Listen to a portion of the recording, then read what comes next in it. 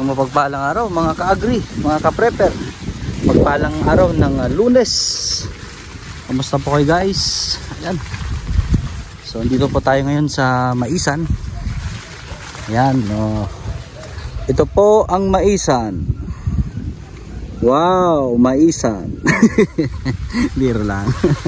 Ayan guys, so sama natin pala si Brother Spencer. Panganay ni Kuya Danny, yung kasangga natin sa Itiage. So nandito na po tayo. Matatangkad na yung yellow corn, no? Ang init po. Pasado mag-akwan na po, mag-alas 4 na. Okay din ang puno niya, makakapal. Malalaki na po itong yellow corn.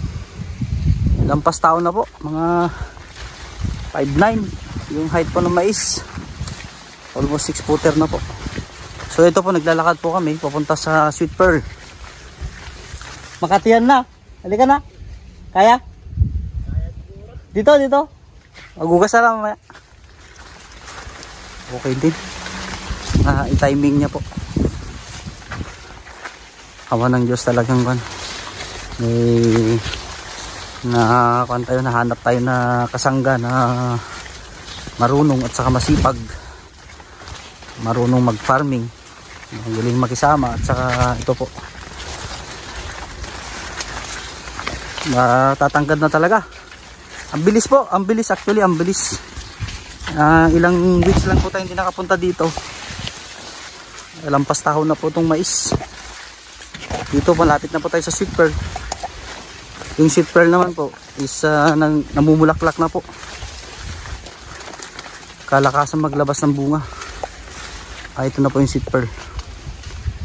Ayan po.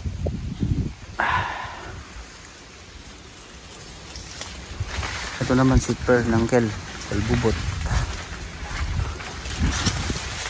Ano? Ito po yung tinamnan niya ng 2 kilos. Awan ng Diyos, okay naman yung puno niya. Mukhang naman okay naman ng kapal o lapad. Malinis din, matatangkad din. Awan Diyos na maulanan ulit para pagpapalaki ng bunga. Yan, may bunga na actually. Ano pa siya? Sweet Pearl. Ito naman yung tanim ng LGU na inalagaan ni Tatang. Tapos Sweet Pearl din sa baba, Sangkel Bubot.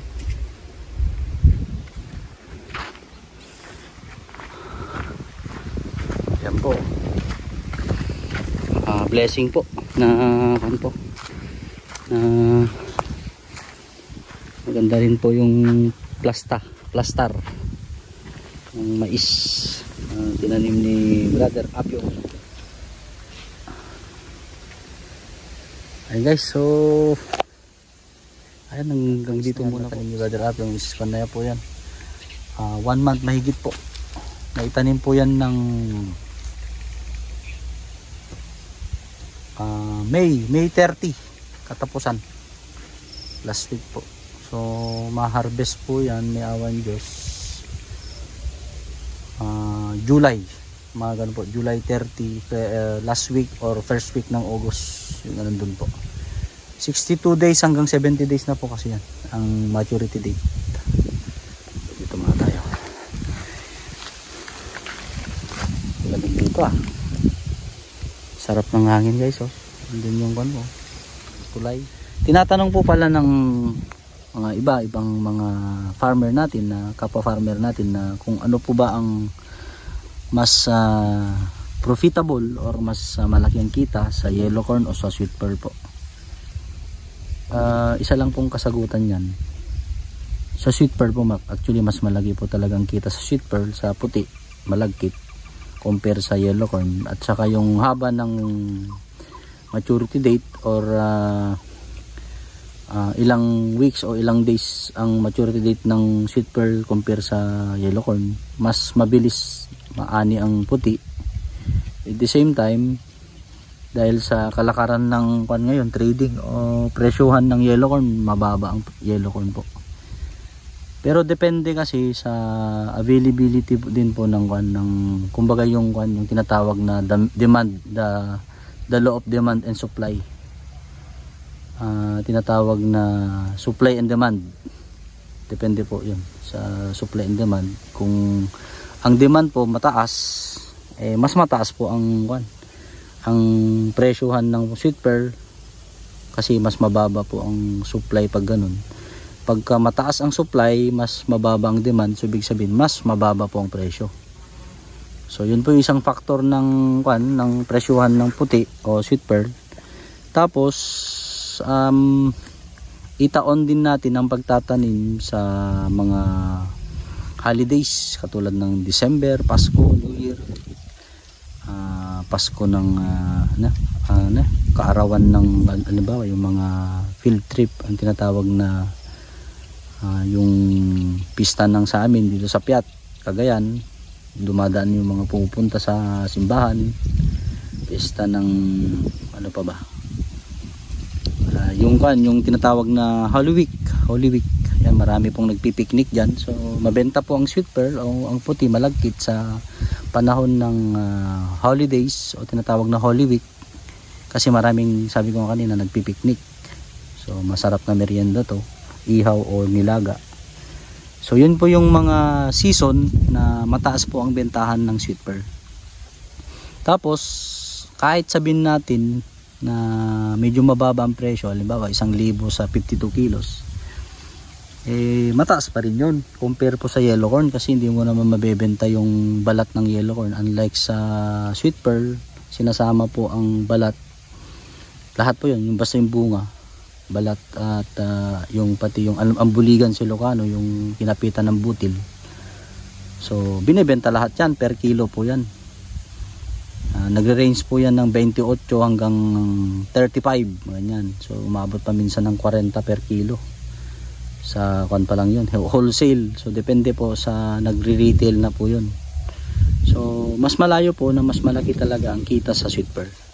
At mas maiksi yung araw na pagtatanim o pag-aalaga, maturity date niya. At the same time, ito lang kasi mas marami kang oras at mas marami kang kailangang gawin na sakripisyo o effort sa pag-aalaga ng sweet pearl, kasi sa pest control, sa FAO, tinatawag na fall armyworm, tapos yung pag-control ng damo, at tapos yung moisture content ng lupa para maging maganda ang pag-aani o yung harvest, yung bunga niya, maging maganda ang quality ng bunga. Kasi ang pundasyon ng pananim is mag-start po sa pagtatanim yan. Kailangan nagbabasal ka, tapos kailangan katulad nito, sweet pearl din to, araro na banggay sa gitna. Tapos kailangan ding binabantayan mo yung damo niya with control. So kailangan nakokontrol ang damo. Yung FAO, sinasabi ko na yung pest o yung insect control. At ano pa ba, abono, fertilizer. So kailangan maganda rin yung timing ng pag-aabono. Kailangan hindi malate. So basal at saka side dress, okay na po yun. Yung iba nagta-top dress po. Ang basal na ginagamit po namin usually is either kasi mataas po ang 1414, mataas ang presyo, so pwede po yung 1620. Tapos sa side dress, urea po, mag-urea ka, tapos top dress ulit, mag-urea ulit.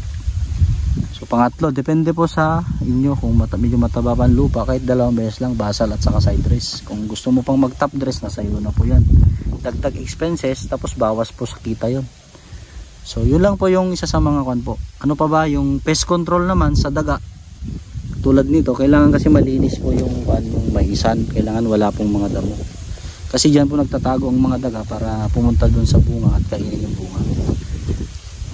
Basta yung number 1 ang consider natin, kailangan maganda yung land prep po natin, malinis po yung lupa, walang araro, tapos walang damo, magandang land prep, magbabasal ka pa, nagtanim ka, tapos titingnan mo yung weed control, at tinatawag na damo, yung pagtatanggal ng damo, natural man yan, or herbicide. Tapos yung sa insect control, yung FAW, yung uod. Tapos magsa-side dress ulit. Tapos babantayan mo yung insect control o yung FAW hanggang sa mag-harvest ka.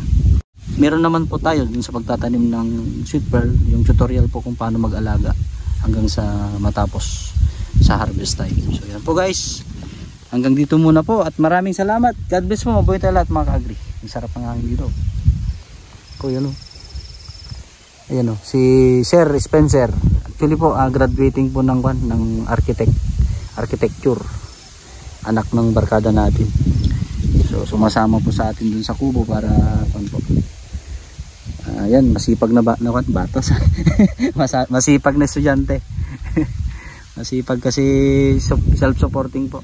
Self-supporting sa pag-aaral. And guys, maraming salamat. God bless po. Buhay lahat mga ka-agri. Salamat po.